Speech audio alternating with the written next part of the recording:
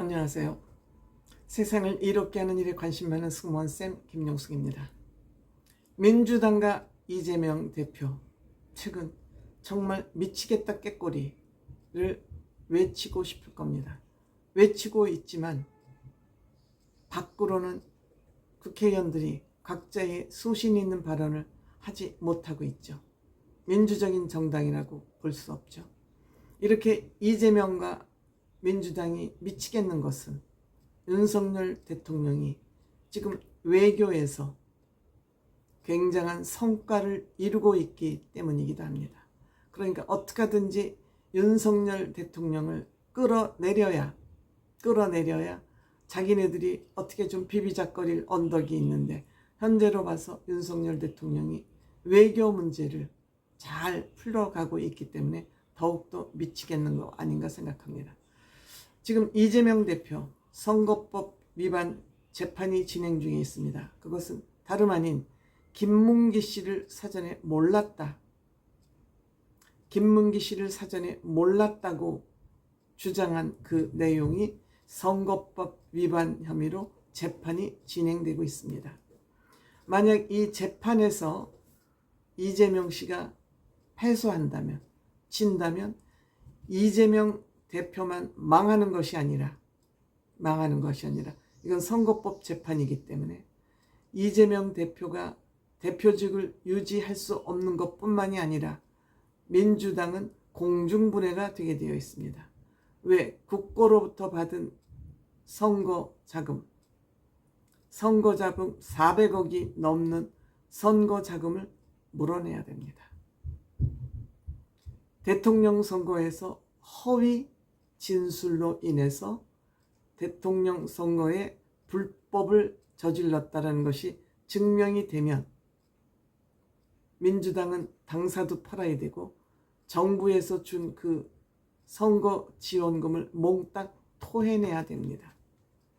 그런데 이 선거가 이재명 대표가 계속 지연 전술을 쓰고 있기 때문에 빠른 시일 내에 끝나지는 않을 것 같습니다. 1심, 2심, 3심까지 가기 위해서는, 그리고 지금 재판부가 김명수 대법원장 산하에 있기 때문에 이 재판부 또한 이재명 대표의 이 재판을 질질 끌고 있다. 그런 것이 전문가들의 주장이고 여론입니다. 만약 여기에서 진다면 민주당이 공중분해가 되기 때문에 아마 다음 내년 2024년 총선까지는 이대로 재판을 질질 끌고 갈 수밖에 없는 그런 상황입니다. 그런데 이번 주 이재명 선거 관련 재판에서 증인으로 누가 출석을 했냐 하면 김문기 씨의 아들, 자살을 한 김문기 씨의 아들이 증인으로 출석을 했습니다. 그래서 이재명 대표에게 아주 불리한 증언을 했습니다. 어떻게 당신 이재명 대표라는 사람은 우리 아버지를 존재를 몰랐다고 할 수 있느냐? 어떻게 우리 아버지를 몰랐다고 할 수 있느냐? 어떻게 모르느냐? 가서 골프도 치고 우리 아버지가 업무를 잘한다고 칭찬을 많이 해줬다는 얘기를 자주 했다. 그리고 밤늦게 주말에도 수시로 이재명 대표가 우리 아버지한테 전화를 했다. 우리 엄마가 누구한테 전화가 왔냐 하면은 성남시장이라고 얘기하는 걸 여러 번 들었다.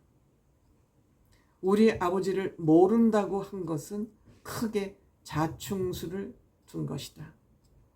이렇게까지 얘기를 하는데, 이 김문기 씨 아들이 계속 재판에서 검사 질문에 증언을 하는 동안 이재명 씨는 서류를 뒤적거리는 척하면서 침묵으로 일관했다고 합니다.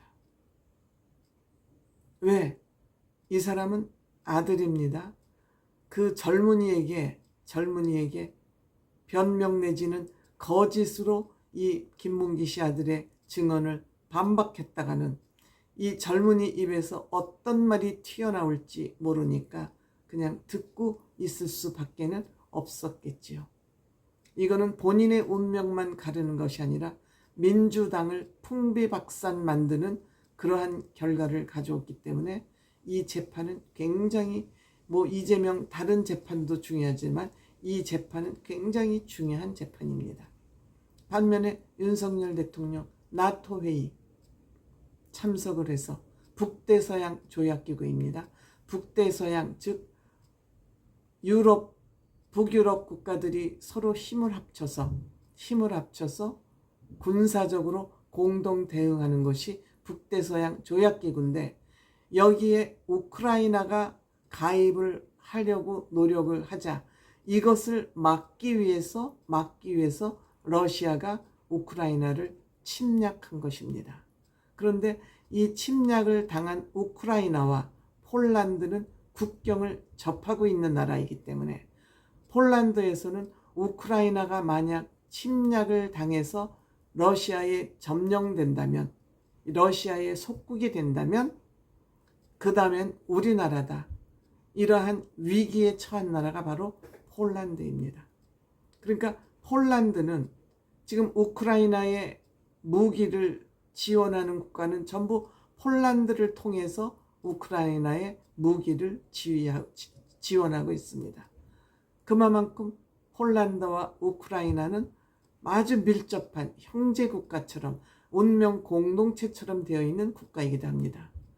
그렇기 때문에 만약 우크라이나가 전쟁이 끝나고 재건 사업에 돌입할 경우에는 당연히 폴란드가 이 재건 사업의 선두, 핵심 국가일 수밖에 없죠. 그런데 우리나라도 6.25 사변 이후로 그 재건 사업에 의해서 오늘날 경제 10대 부국이 되지 않았습니까? 그런데 이번에 윤석열 대통령이 우크라이나 재건 사업에 같이 합시다 하고 손을 잡은 겁니다.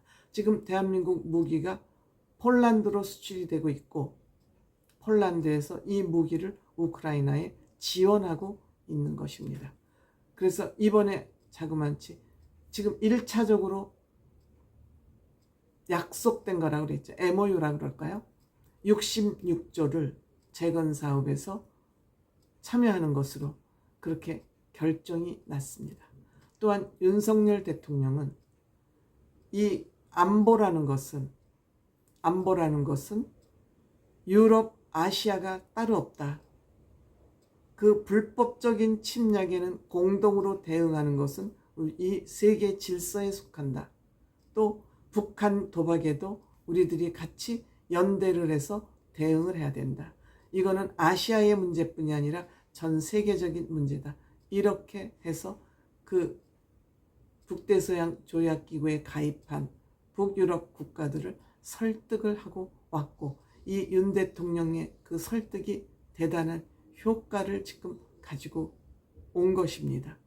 이렇게 해서 윤 대통령은 또 외교에서 굵직굵직한 성과들을 내고 있는 반면 민주당 이재명 대표는 감옥으로 언제 가느냐의 시점만 남겨놓고 본인만 망가지는 게 아니라 본인이 속한 이재명의 민주당을 만들겠다 그러더니 지금 이재명의 민주당은 만들어놨습니다만 민주당은 이재명에 의해서 공중분해될 수밖에 없는 그런 운명에 처해 있다.